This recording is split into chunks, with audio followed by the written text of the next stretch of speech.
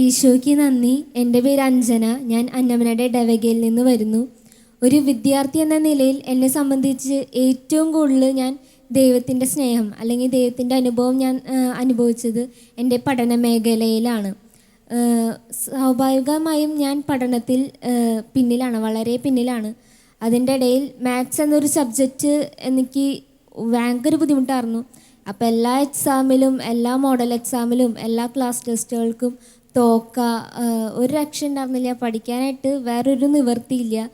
ഇനി പ്രാർത്ഥിക്കുക എന്നുള്ളത് മാത്രമാണ് എൻ്റെ ഏക ഒരു വഴി ഉണ്ടായിരുന്നത്.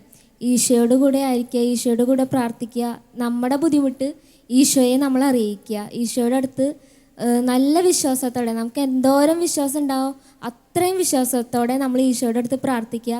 അതേപോലെ ഞാൻ പ്രാർത്ഥിച്ചു. പിന്നെ എൻ്റെ +2 എക്സാമിൽ ഒരു B ഗ്രേഡൊക്കെ എനിക്ക് മാത്സിൽ കിട്ടുക എന്ന് പറയുന്നത് ഭയങ്കര ഒരു വലിയ അത്ഭുതമാണ്.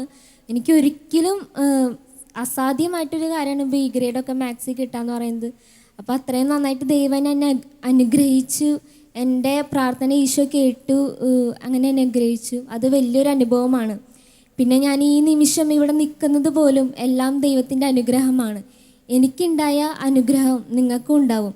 വിശ്വാസത്തോടെ പ്രാർത്ഥിച്ചാൽ നിങ്ങൾക്ക് എല്ലാവർക്കും ഈശോയുടെ സ്നേഹവും സാന്നിധ്യവും ഒക്കെ അനുഭവിക്കാൻ പറ്റും. നന്ദി.